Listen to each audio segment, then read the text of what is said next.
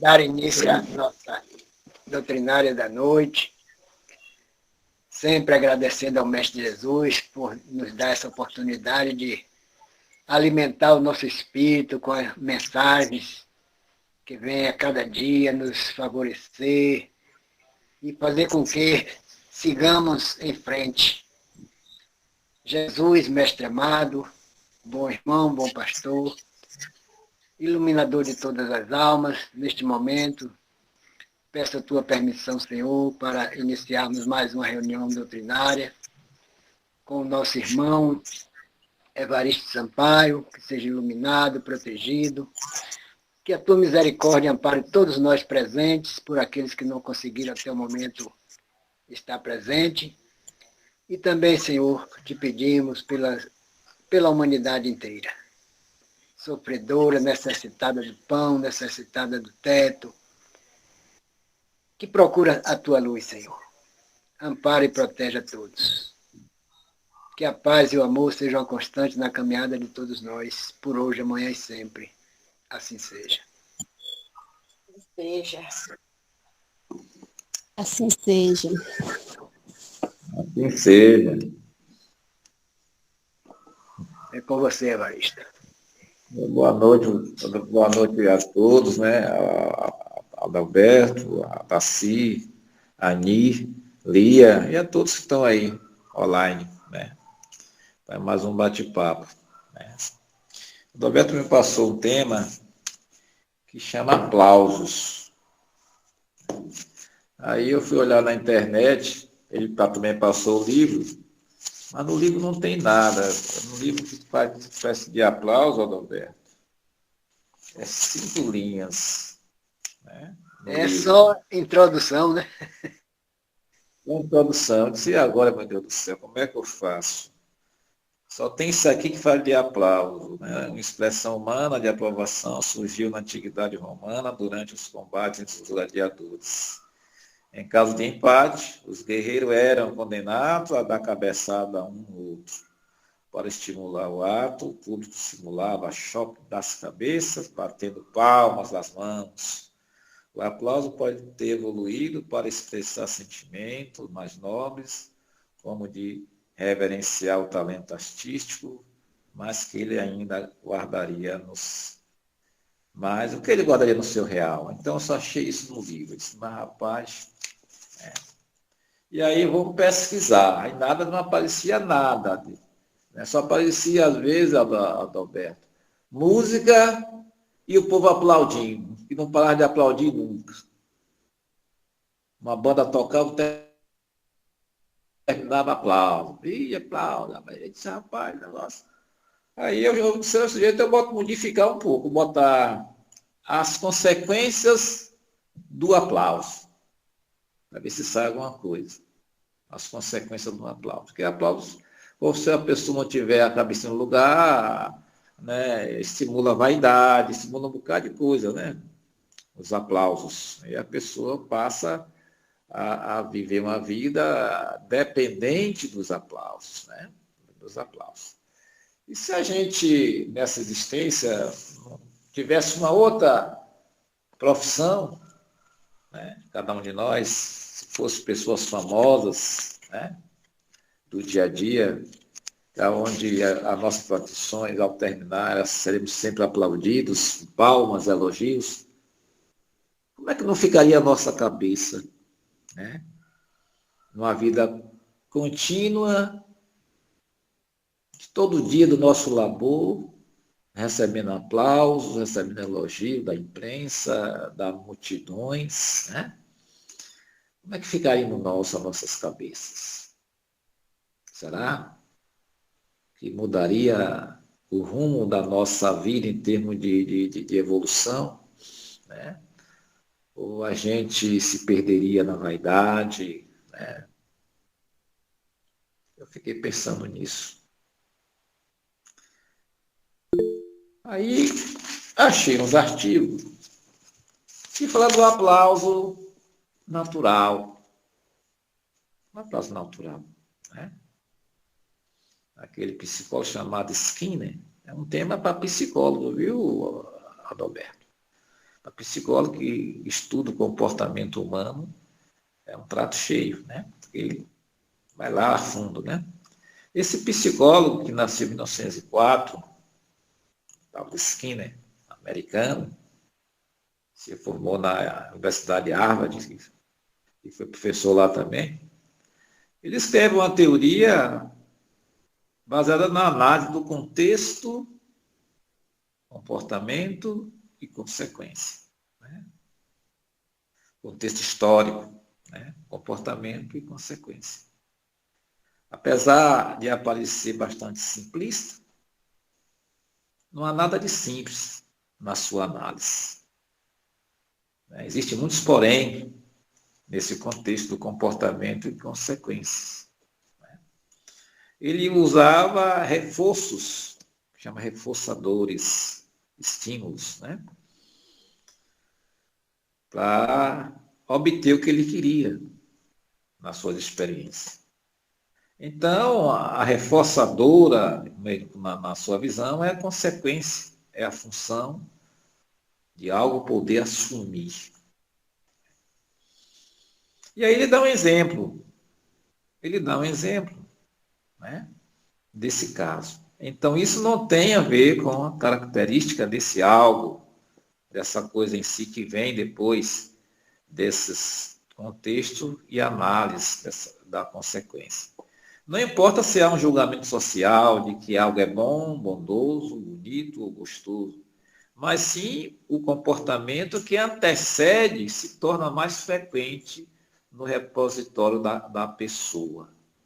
Ele dá um exemplo simples, né, que é muito usado nos nossos lares, com as nossas crianças. Uma madrinha com sua afilhada. A afilhada tinha de um ano e 7 meses as crianças. Uma criança, afilhada dele, a criança que eu conheço. Convivo e estou frisando isso para que você, leitor, tenha clareza de que é uma criança que eu estou por dentro do repertório comportamental. Estive com ele por 2 dias, era um menino. Estive com ele por 2 dias seguidos.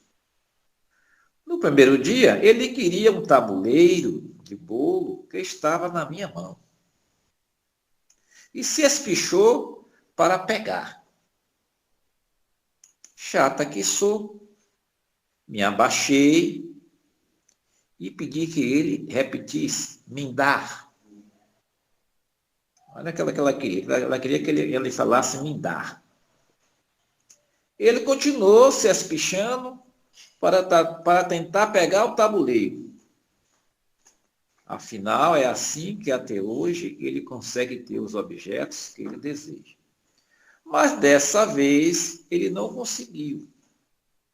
Porque eu estava ali disposta a desenvolver este repertório com ele e entregar o tabuleiro quando ele verbalizasse.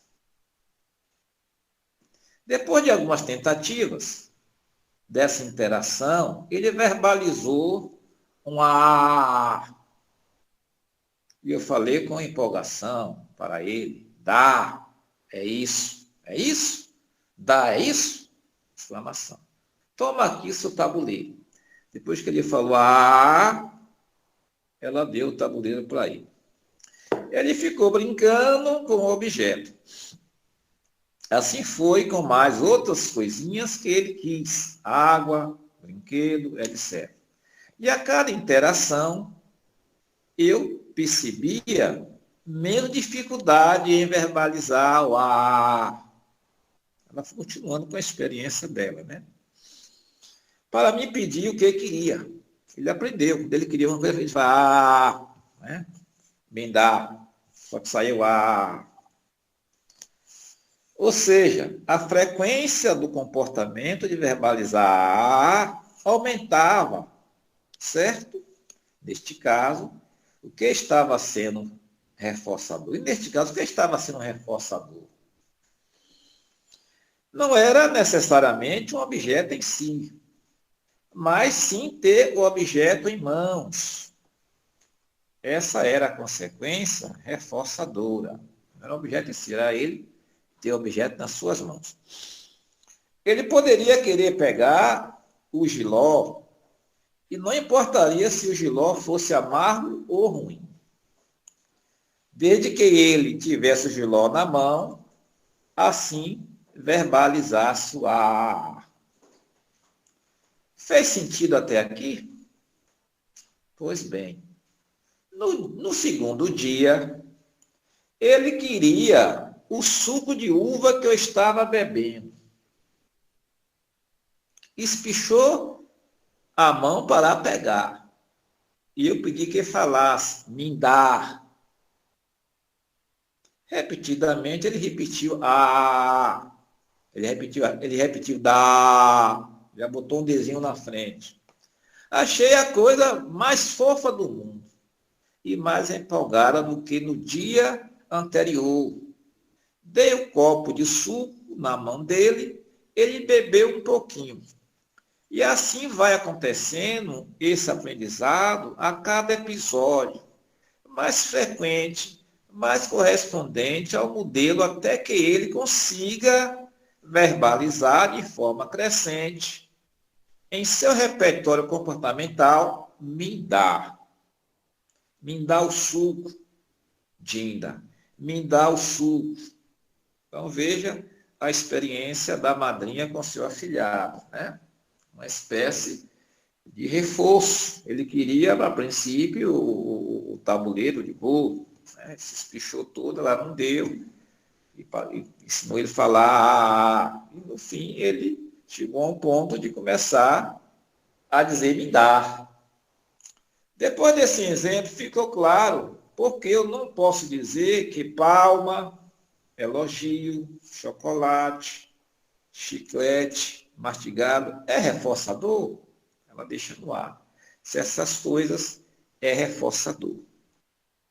Porque assim, sem contexto, ou seja, sem um histórico, né? Tem que ter um histórico.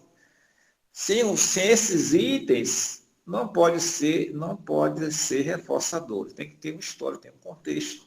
Porque cada caso é um caso. Pois para identificarmos eles como reforçadores, precisamos analisar se eles aumentam a frequência do comportamento que o antecede. No caso dela, houve uma continuidade do comportamento da criança. A criança continuou se espichando para pegar o objeto e continuar falando, então estava tendo uma sequência, né? No mesmo sentido do anterior, ele estava evoluindo. É isso que ela diz aqui, né? Ela diz aqui que aumenta a frequência do comportamento que o antecede. O comportamento anterior dele continua, ele está em busca de pegar aquele objeto e para obter o objeto ele fala, que é a forma dele ter o objeto em mãos. Não é porque convencionamos socialmente que estas coisas parecem legais que podemos chamar de reforçadoras. Que fique claro, os reforçadores precisam ser analisados diante da história da vida de cada um. Então vejamos essa pequena história, né? Da madrinha com seu afilhado. Às vezes, na educação dos nossos filhos, a gente falha em algumas coisas. Né? Às vezes a gente se preocupa com uma coisa e fica um bocado de coisinhas que a gente não liga, nem às vezes nem pensa. Né? Nem liga, nem pensa. Ou então faz de vez em quando. Né?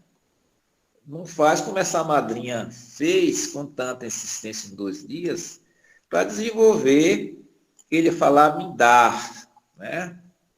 Me dar. Ele queria, ela não dava, até ele pronunciar, né?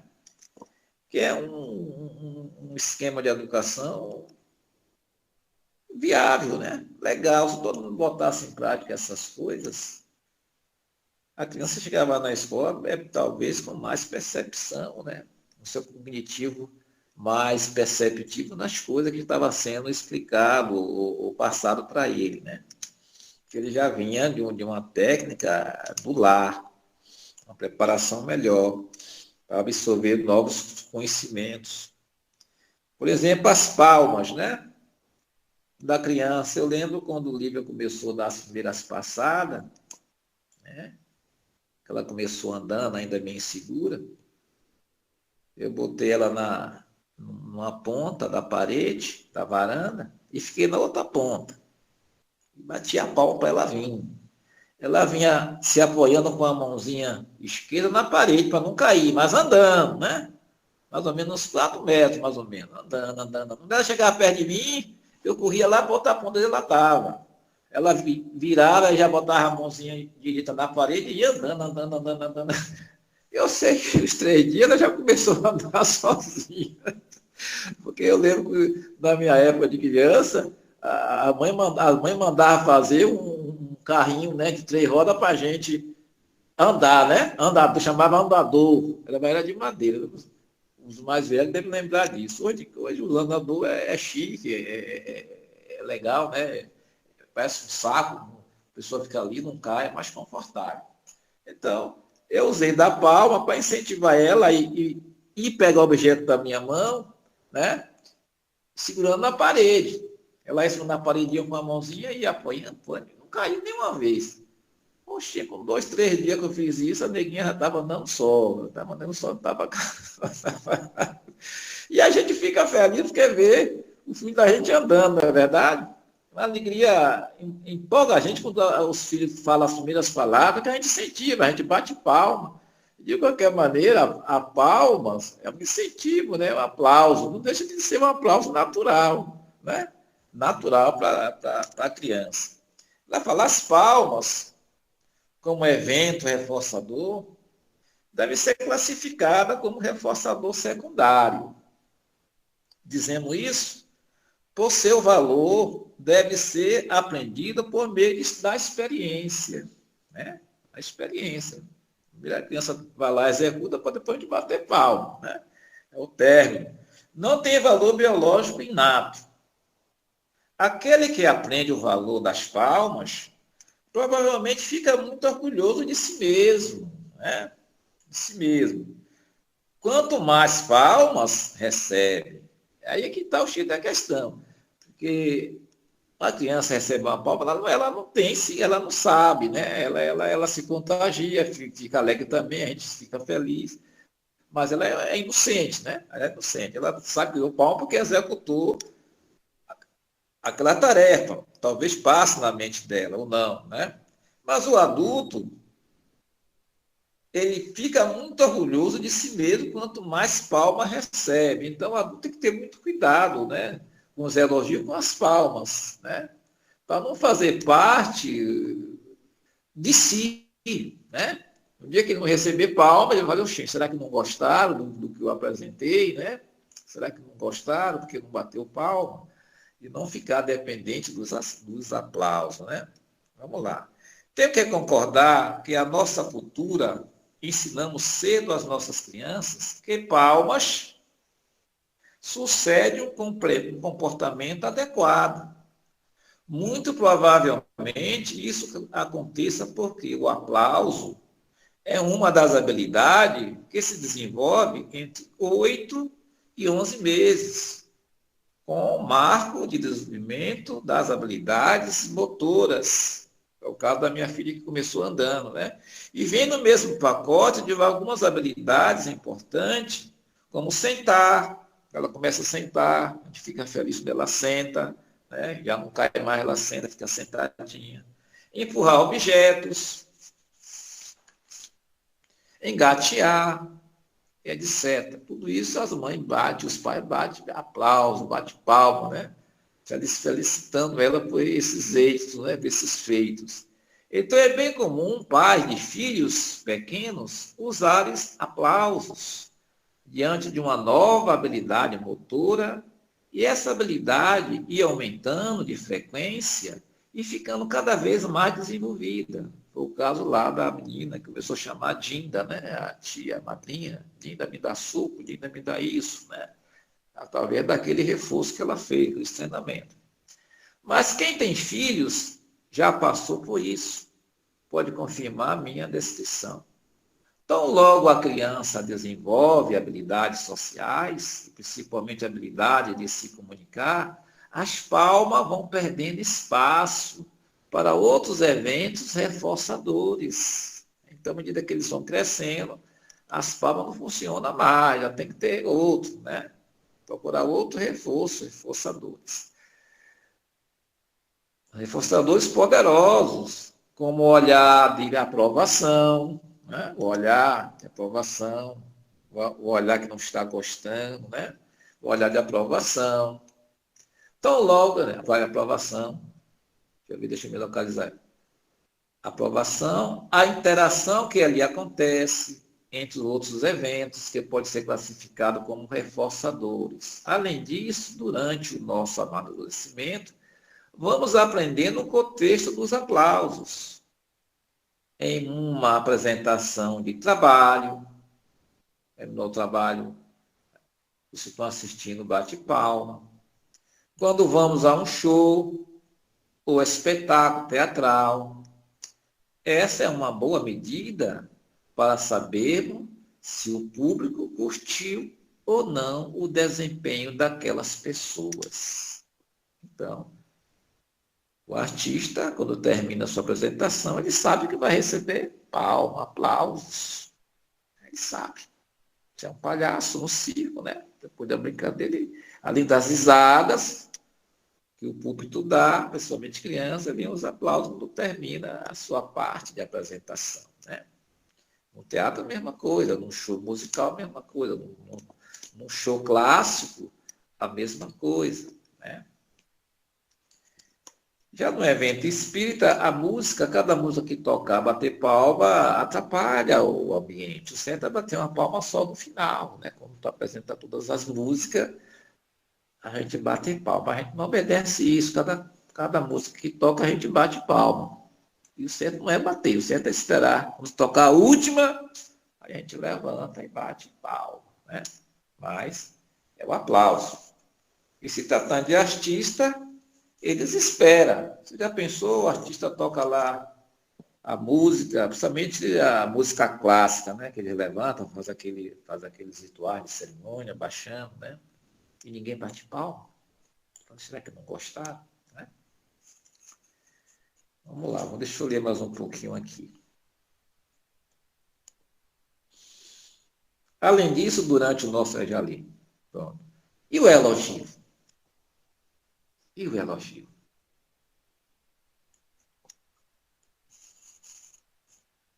Como é que fica o elogio? É tão comum ouvirmos no consultório, mas eu elogio muito meu filho. Elogio que não tem correspondência descritiva ao desempenho da criança. Muitas vezes não funciona como evento reforçador. Não é elogiar por elogiar, elogiar quando ele merecer elogio, né? Merecer um elogio. Não é elogiar só para elogiar. Tem que ter uma correspondência, tem que ter um desempenho.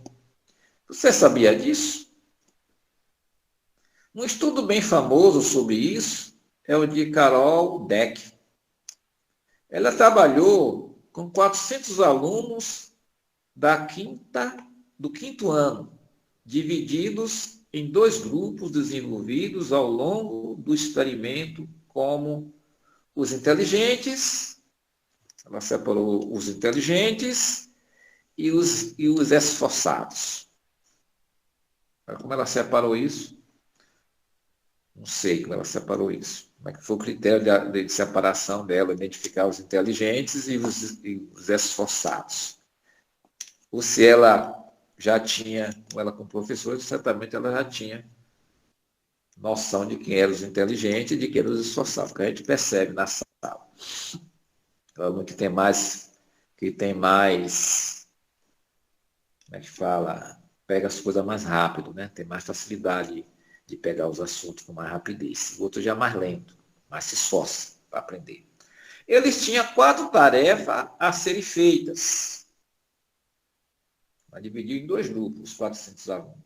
Um teste de QI simples para a idade que, ao final, os pesquisadores elogiavam metade com você deve ser muito inteligente.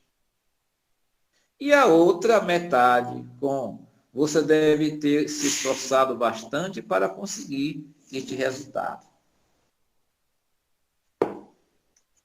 Eu usou esse QI para dividir isso, os inteligentes e os esforçados. Essa foi a letra A da primeira das 4 que ele fala tarefas. B. Uma escolha entre uma tarefa complexa ou uma tarefa simples e significante. Os inteligentes escolheram a tarefa simples.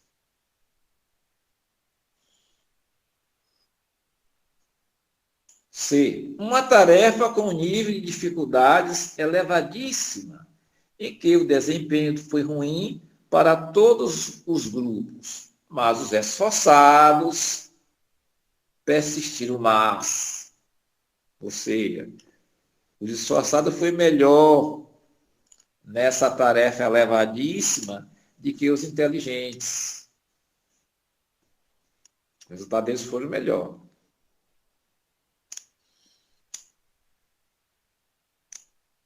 D. Uma tarefa como a primeira, que os esforçados melhoraram significativamente seus desempenhos. E os inteligentes pioraram seu desempenho. Veja como o esquema funciona, né? Eles escolheram uma tarefa mais simples, né? Uma outra tarefa, os dois grupos não foram bem, mas os esforçados foi melhor, numa tarefa elevadíssima, né? E a outra tarefa, os inteligentes não foram bem, os esforçados foram melhor desempenho. O estudo concluiu que aqueles que foram elogiados para o resultado, os inteligentes, preferiram manter seu status de inteligente a se arriscar em tarefas mais complexas, diferentemente daqueles elogiados pelo processo esforçados, analisando o comportamento de se engajar na tarefa. Identificamos que o evento reforçador aconteceu para o grupo dos esforçados, mas não para o grupo dos inteligentes. Os esforçados, eles abraçaram mais, né? E desempenharam melhor do que os inteligentes, que ficaram nas mais simples e não quiseram se arriscar nas tarefas mais complexas. O medo se dá mal e unificou, entre aspas, a palavra inteligente. Ele tinha que ir bem na simples e também muito bem nas complexas, né? Então, eles não se arriscaram da complexa com medo, né? Prefiro ficar com status. Então, vem agora a definição de aplauso que eu já tinha lido naquela hora. Então, vejamos que o aplauso, com naturalidade, né, principalmente na criança, ajuda o desenvolvimento dela, né, nos seus processos de aprendizagem. Né. Já o aplauso no adulto, se ele é um profissional da arte, é um cantor, né, tem assim uma profissão contínua com o público, é comum ele receber os aplausos. É comum ele receber os aplausos. E ele se acostuma com os aplausos. Né? Faz parte. Né? A sua adrenalina aumenta quando ele recebe os aplausos. Né? Ele toca uma música e termina, que a multidão vibra, né? Grita. A outra música ele vai tocar com mais adrenalina ainda. Né? Os aplausos continuam. Passa a fazer parte do seu dia a dia. Mas quando ele não puder mais, querer deixar a profissão, Como é que ele vai lidar com tudo isso? Será que ele vai sentir falta? Será que ele vai estar em estado de depressão, porque ele não está recebendo mais aqueles aplausos, não está sendo mais notado, não está sendo mais convidado para os shows, né? A gente sabe que tudo tem início, meio e fim, né? Em todas as profissões tem a parte da decadência. Tem a parte da decadência, em todas as profissões. Em todas. Você passa na barbearia de uma pessoa idosa, que é o dono, você não vê nenhum novo fazendo cabelo lá. Talvez você vê, a barbearia está vazia, ele está sentadinho lá no banco lá, sem ninguém cortar cabelo. Você vê, está alguém lá, um velho, um contemporâneo dele, um amigo de infância, né? Está lá cortando cabelo com ele ainda. Então, as pessoas vão procurando, as novas gerações vão procurando profissionais da sua idade, né? Que estão se modernizando, se atualizando, fazendo curso, né? E assim em todas as profissões. Você vai arrumar um pedreiro para fazer sua casa, você não vai arrumar um pedreiro velho. Você vai arrumar um pedreiro novo, inteligente, criativo. E assim acontece com todas as profissões. E aí é que tem que ter o cuidado, né? Para a pessoa saber lidar com isso. Levou uma vida toda de sucesso, de aplausos, de elogios, pela mídia, pela imprensa, né? E de repente ele se vê esquecido. Se vê esquecido. Vivendo apenas do que passou na sua memória, na sua mente, assistindo aquelas coisas, aqueles filmes, aquele show que ele fez, né? Vivendo tudo aquilo, né? Preso a esse ciclo, né? E ele, de repente, pode até fazer uma besteira, ou pode estar em estado depressivo, né? Porque não soube, às vezes, não está sabendo agora conviver com a solidão, com a ausência de aplausos, de palmas, de elogios, né? Então é uma coisa muito perigosa. A pessoa tem que saber lidar quando chegar no fim do túnel, no fim da sua carreira, lidar com isso, né? Ter uma nova opção de vida para terminar seus dias com saúde, né? Sem precisar estar com aquele existencial vazio, existencial dentro de si, porque não tem mais, ele não está mais na mídia. A gente vê no dia a dia os cantores da década de 60, né, quase não aparece. De vez em quando na televisão, né, alguém reunia esses cantores tudo de uma vez, Silvio Santos às vezes fazia isso, reunia todos eles, né, para cantar. Velho sucesso, né? Calbi Peixoto, que já foi, né? Outros tem aí, que nem cantam mais, faz um show ali e acolá, mas você nem ouve falar, né? Passou, né? Outros, a gente sabe, os psicólogos analisam apenas a parte da matéria. E o persona, que é o espírito? Aquele espírito que sempre acostumou com as glórias efêmeras, com as glórias efêmeras, com as coroas de louro nas suas cabeças após suas vitórias, os aplausos, a entrada das suas cidades, fazendo seus despojos, seus tesouros dos povos vencidos.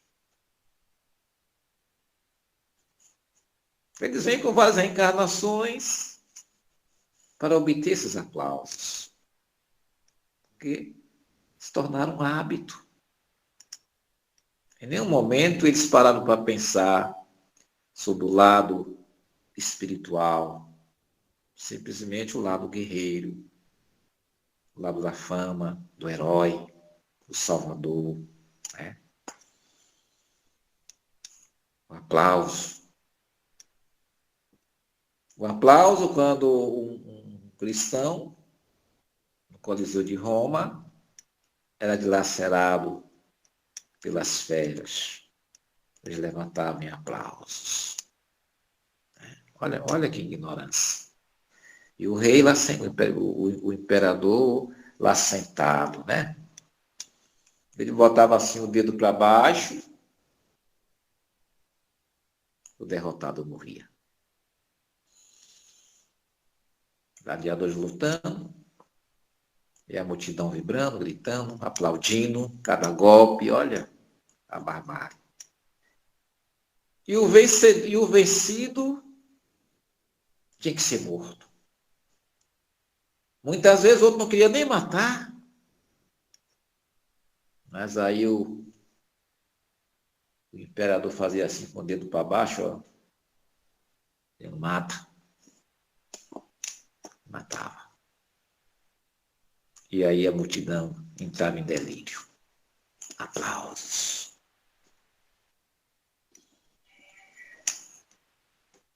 Então, o aplauso é benéfico quando ele é natural, quando a pessoa não deixa subir para a cabeça, sabe lidar com isso, chega a uma idade mais avançada, não sente falta, porque foi uma coisa que passou na sua vida, na sua profissão, ele assumiu outras coisas para fazer e a vida toca. Aqui tem uma parte que fala, lembramos de Jesus, quando ele vai a Jerusalém,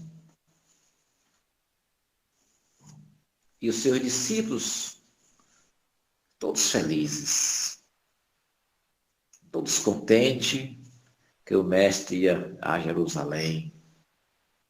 E o povo enfeitaram as ruas, botaram tapete para ele passar montado no seu jumento, como diz as Escrituras, fazendo festa, gritando, aplaudindo. E Jesus, melancolicamente, olhava aquele quadro com tristeza. Ele não se contagiou com aquilo. Ele sabia o fim que ele estava aguardando após aquela passagem. Os aplausos. E o mestre, melancolicamente, triste, apenas dava com as mãos, assim, saudando a multidão, mas sem nenhuma alegria no seu coração. Ele sabia o que ele aguardava após aquelas horas. Mas seus discípulos, ingênuos, tudo felizes, pensando que tinha chegado a hora do mestre assumir o trono. Aí eles não compreenderam que o reino do mestre não era daqui, né? O meu reino não é daqui. Ele esperava que Jesus assumisse, fosse rei.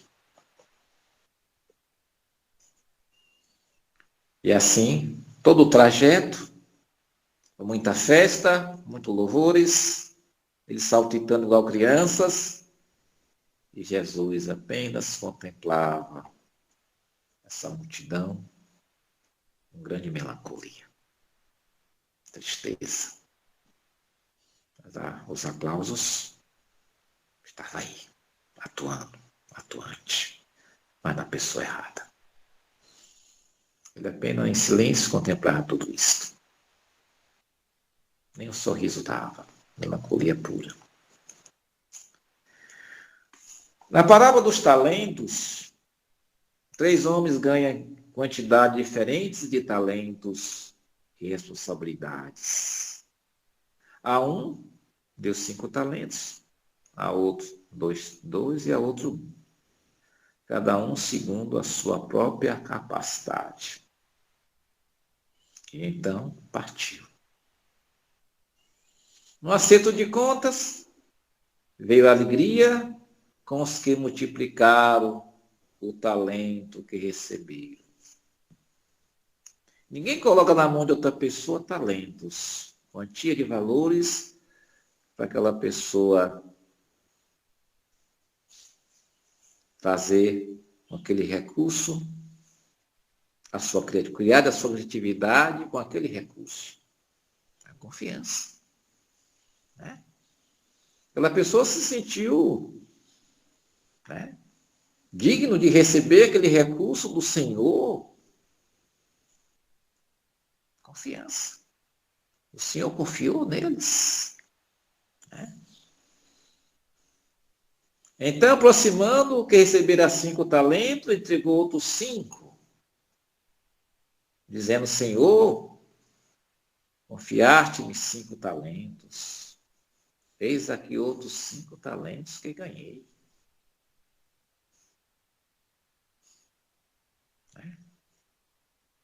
Para dizer, eles fizeram por merecer. Só que o Senhor sabia a capacidade de cada um. Ele deu quantidade de acordo com a capacidade e responsabilidade de cada um.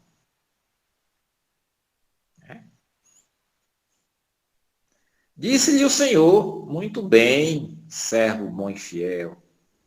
Foste fiel no pouco, sobre o muito te colocarei. Entra no gozo do teu Senhor. Está registrado em Mateus 25, versículo 20 a 20 e 21. O outro que recebeu 2, a mesma coisa. Se fosse 2 de lucro. E o outro que recebeu 1, né? Preocupado em perder aquele 1, ele não tem nada para devolver, enterrou aquele 1.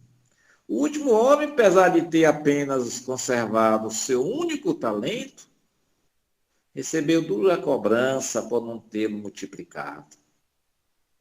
Respondeu-lhe, porém, o Senhor, servo mau e negligente.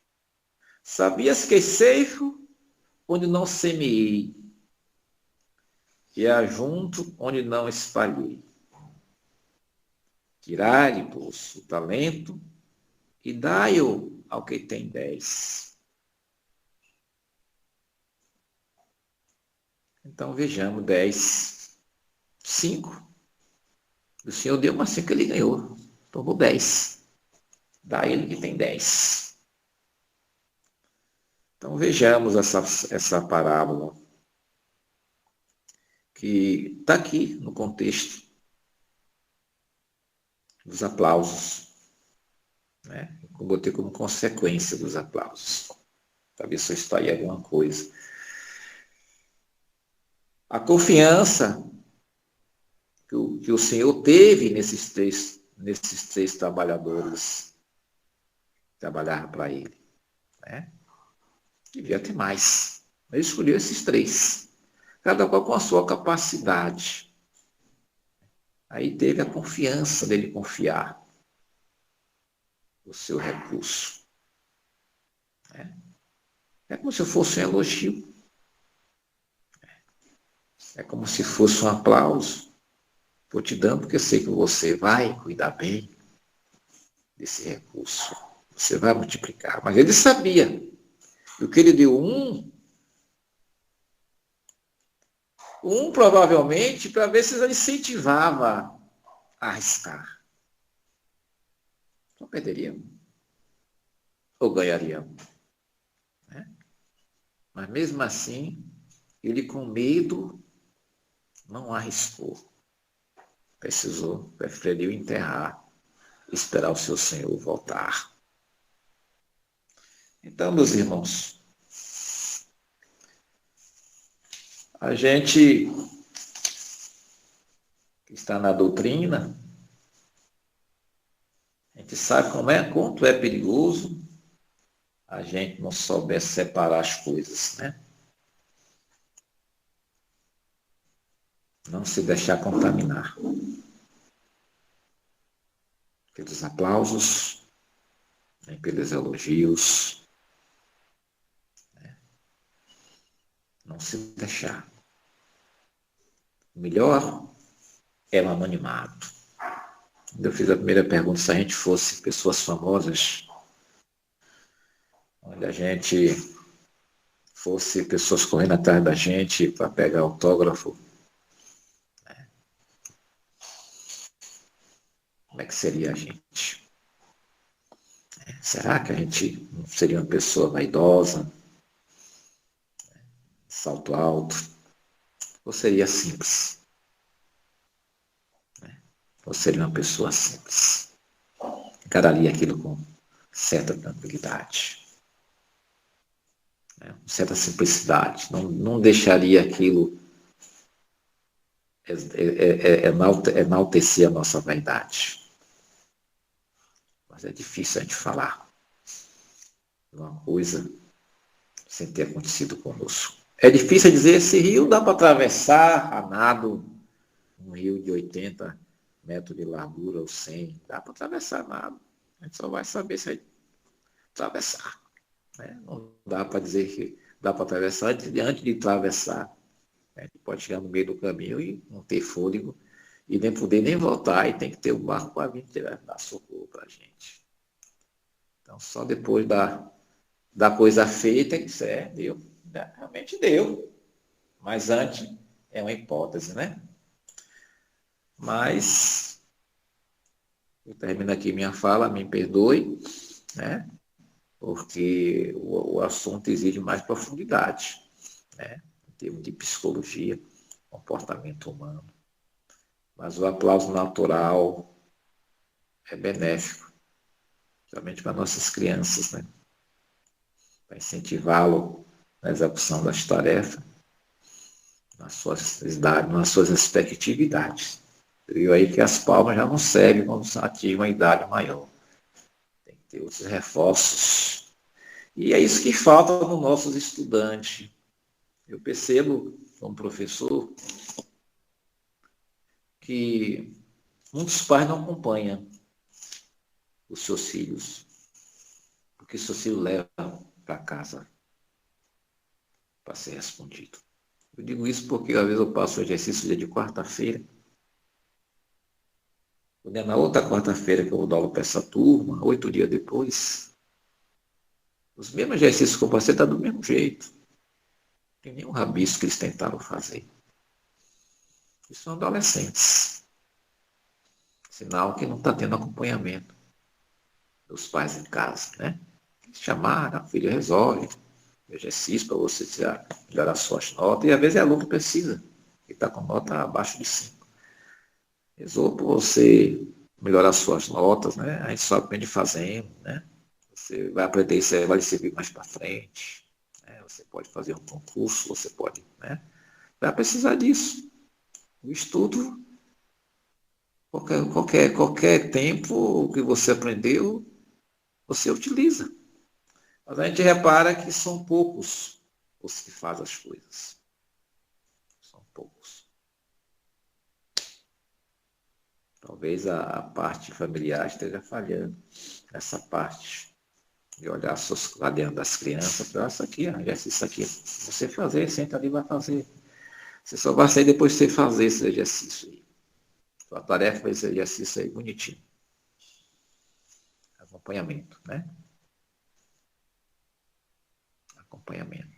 Outra coisa que falta também, às vezes, ou seja, ou talvez eles não obedeçam.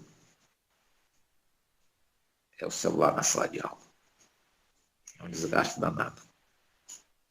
Todo mundo com celular. 40 alunos na sala, se você tiver 3 ou 4 que não tem celular, ou 5 é muito. A maioria tem celulares. Eles querem ficar usando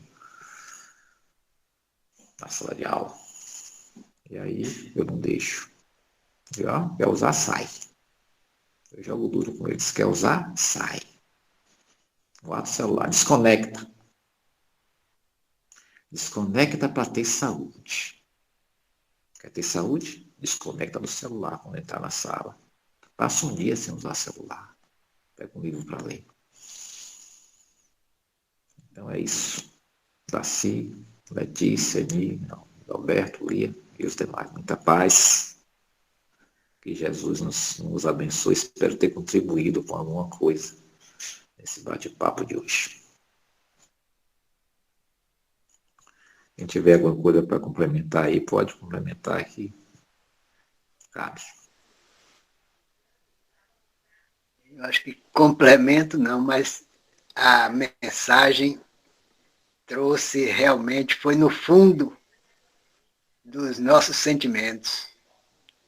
É um tema, como se diz, simples, mas que faz a gente viajar com a mensagem dessa aí, até.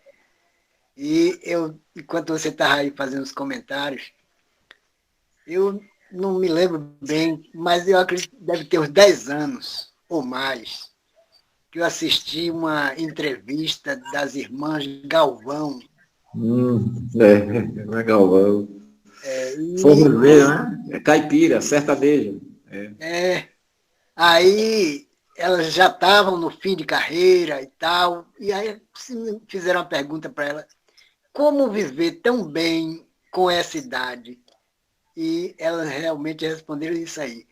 Preparo, porque o início, o meio é maravilha, agora o final, a gente tem que ter um grande preparo para viver essa alegria toda. Exatamente isso. E aí eu estava viajando e pensando sobre um colega também que, na mocidade, ele tinha aplauso, era reconhecido, era chamado, era paparicado em tudo quanto era canto. E aí o tempo foi passando, tal, quando chegou mais ou menos 60 e poucos anos, ele chegou num local de muito movimento, ninguém reconheceu, e ele chegou em casa abatido. E aí entrou numa depressão fulminante, terminou desencarnando com essa doença. Isso Ele aí, não faltou saber lidar com a vida. Isso é em tudo, enfim, dinheiro. Dinheiro a gente tem, a gente banha, a gente pinta, a gente borda. E depois a gente vai observando esses processos todos. Aí eu também me incluo nesse aí, quando estava com uns 30, 40 anos, meu pai sempre, rapaz, a vida não é assim não. Eu disse, que nada. Ele disse, cuidado com esse que nada.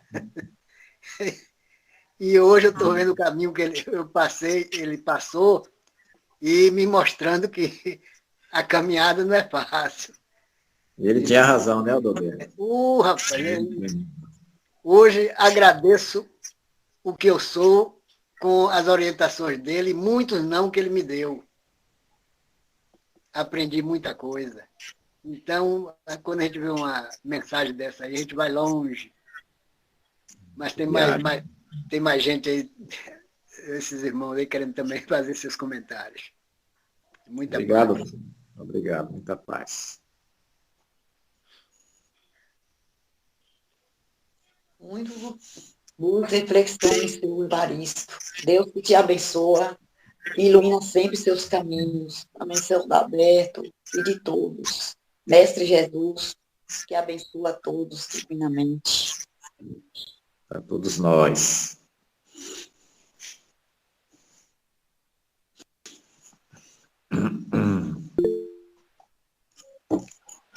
Boa noite, gente. Parabéns, seu Evaristo. É assim, uma mensagem que toca profundo, né?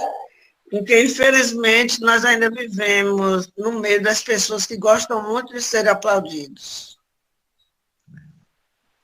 Nós percebemos que gostam do aplauso, mesmo querendo negar, mas tem pessoas que adoram ser aplaudidos. E se nós não soubermos fazer essa diferença, fica difícil. E aí nós não conhecemos a melhor forma de caminharmos. Qual é o melhor caminho a trilharmos? Né? Adalberto falou que ele teve muito ensinamento dos pais. Eu não posso dizer o mesmo, porque meus pais faleceram, eu tinha 12 anos, mas o que eles me ensinaram deu para sobreviver, mesmo com a ausência deles. Eu agradeço muito a Deus. Muito, muito, muito. E o aprendizado que eu fui adquirindo com o outro e com o mundo. Mas a mensagem assim, maravilhosa e muito bem explanada. Eu posso dizer isso porque eu sei que o senhor não precisa de aplausos, mas a explanação assim, maravilhosa. Que Deus lhe abençoe e que o senhor possa estar sempre do nosso lado. Com certeza nos proporcionando esses momentos tão bons, né? estaremos no mesmo barco, com o leme de Jesus. Sério. Não? Temos só parabenizar isso, né? Muito boa, né? Esse estudo, uma palestra, muito ensinamento, um aplauso, muito bom. É incentivo, né? Principalmente criança, né? Para chegar a conquistar, né? Ter mais conquista. E também devemos também ter cuidado com o caso da vaidade. E às vezes a vaidade confunde, né? O aplauso no incentivo ou, né? Até a destruição, né? E acho assim, como o celular, né? Que é um período muito difícil também hoje. E hoje, nesse tempo de hoje, a vaidade está demais. Então, quer mais, tipo assim, aplausos, fama. E isso vem atrapalhando muitas pessoas, a cabeça, o ego, né? Se levanta demais e termina prejudicando demais. Muitos pisam até em outros, né? Então, nós devemos ter cuidado é nisso aí. O aplauso é bom, mas também tem que saber que um dia acaba e a gente tem que aceitar, né?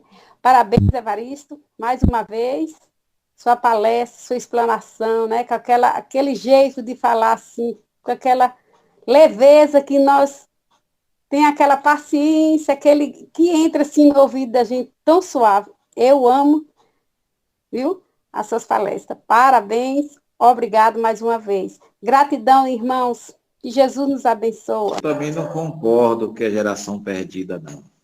Eu também discordo, né? Eu acho que eles precisam ser bem orientados, né? Eu digo isso porque eu dou aula para 3 turmas de terceiro ano e 3 turmas de segundo e uma de primeiro ano, de matemática. E eu jogo duro com eles. Digo, olha, desconecta, o entra na mão desconectar, desconecta. Se tu quer usar celular, tu sai, vai lá para fora, fica lá fora. Mas aqui dentro não, você não vai usar. Você só vai usar se tiver assunto que eu mandar usar o celular. Mas fora isso, você tem que prestar atenção. E, incrível que pareça, eles estão entrando na minha. Né? Eles estão entrando na minha e oriento eles. O celular é um instrumento bom, útil. Você pode fazer com ele coisas para o seu aprimoramento de conhecimento, né? Agora, não é para você deixar se dominar por ele, né? O instrumento está aí para melhorar as nossas relações. Agora você não pode pegar o celular e fazer dele um instrumento de uso do dia todo com esse celular na mão. Se eu fosse, nem dormia, porque está perdendo tempo, dormir, não está usando celular. Mas vamos saber usar, né? Vamos saber usar, porque senão a gente vai ter umas gerações de doentes, né? Se não parar enquanto é tempo, porque o celular, se ele não for bem usado, eu digo para eles, é igual a cocaína, é igual a uma maconha, é igual o homem que é glutão, que come muito. É um vício. Você cria dependência. Quando a mãozinha for para o celular, você fala, não, para. Agora não, agora eu vou estudar. Isso é aqui na sua casa, né? Faça esse treino, consiga, ver se você consegue ficar 3 horas sem usar o celular. 3 ou 4 horas durante o dia sem usar o celular. Vá dormir, desconecta o celular, né? Para você ter certeza, senão você vai ser um jovem doente, com certeza. Isso eu bato todo dia na sala de aula.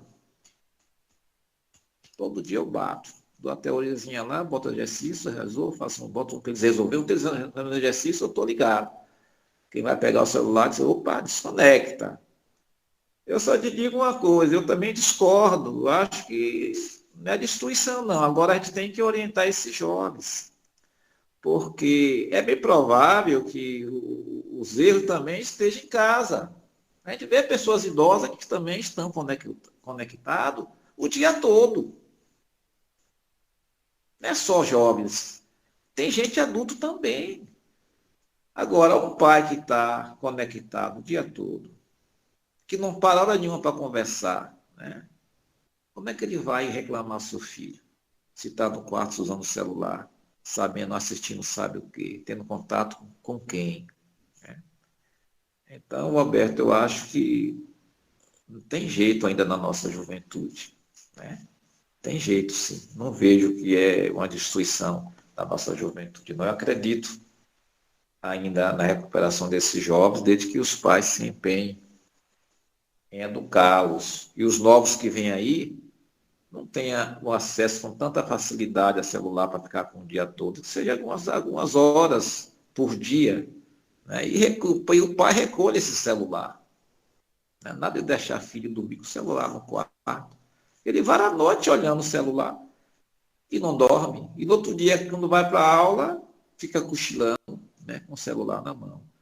Eu acho ainda que tem jeito da nossa juventude. Não acho que seja uma destruição da nossa juventude, agora desde que seja vigilante os pais, na escola ser mais dura, né, com a entrada de celular, né, de celulares na escola, né.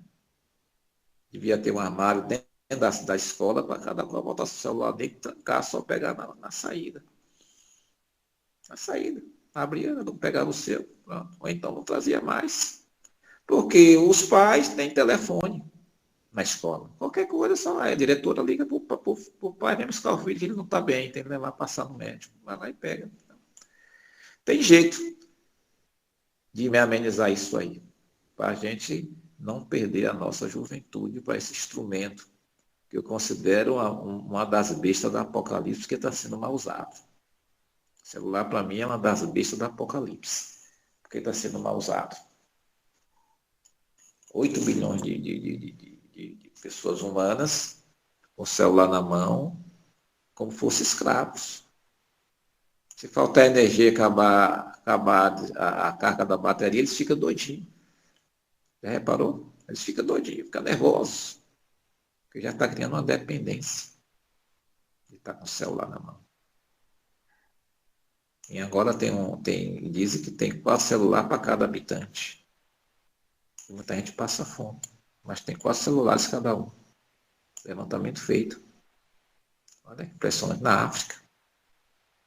4 para cada um na família e às vezes não tem nem o que comer. Então, amigo Pedro, não sei se eu respondi sua pergunta. Eu também não vejo na nossa juventude destruída.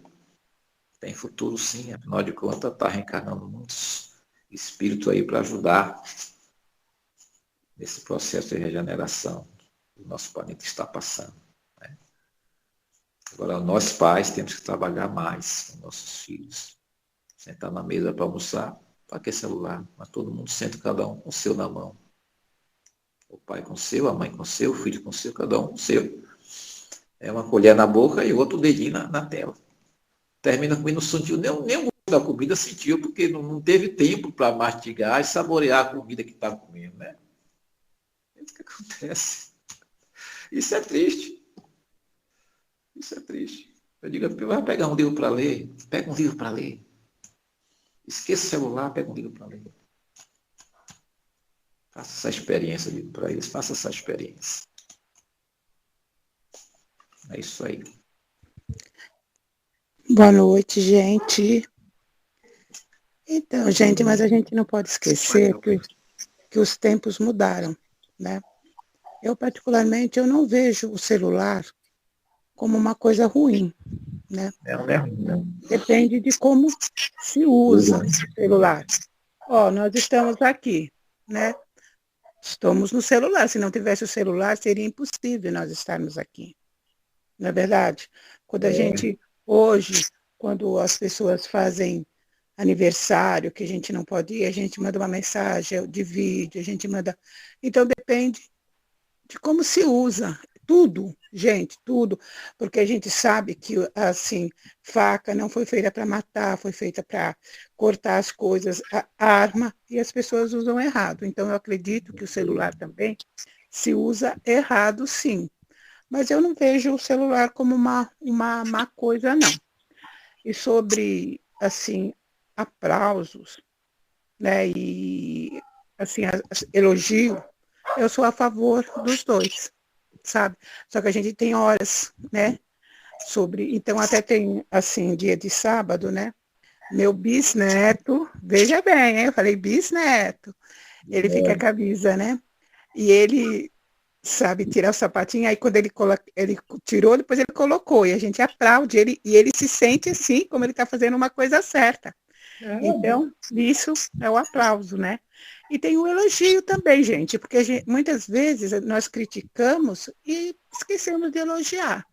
Então, é uma coisa que nós temos que aprender, né? O ser humano ele tem que aprender a elogiar as pequenas coisas que o outro faz para ele e para a gente. Mas eu acho que, num todo, o mundo se modificou, sim.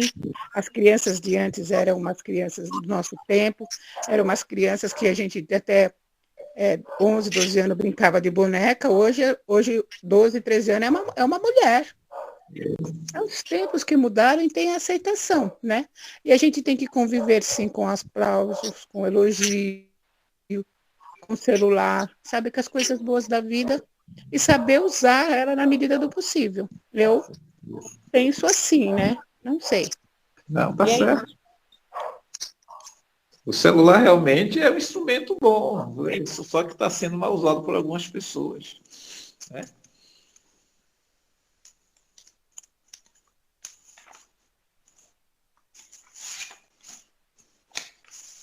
Quem mais?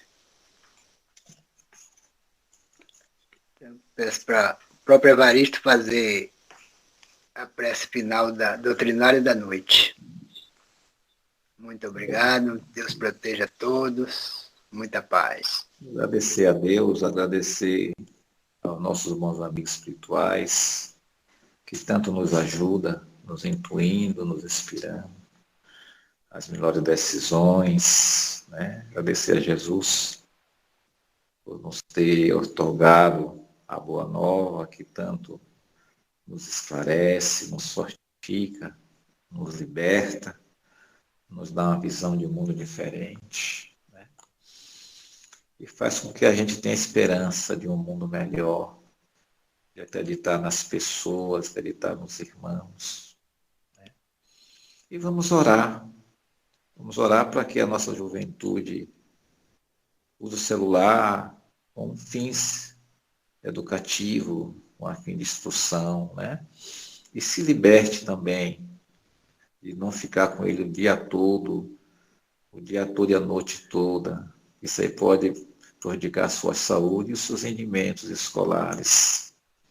Vamos vibrar com essa juventude do Brasil e a juventude do todo o planeta Terra, para que eles possam abrir os canais das intuições e se procurar se educar com os instrumentos que estão nas suas mãos.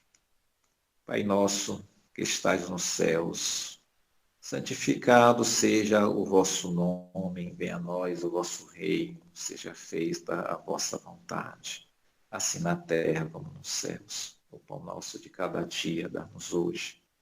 Perdoai as nossas ofensas, se assim perdoarmos aos nossos devedores. Não nos deixe cair em tentações, mas livra-nos, Senhor, de todo mal, porque vosso é o reino, o poder e a glória para sempre. Muita paz para todos nós encarnados e para todos os desencarnados que estão aqui em torno de nós. Muita paz. Boa noite para todos e para todos.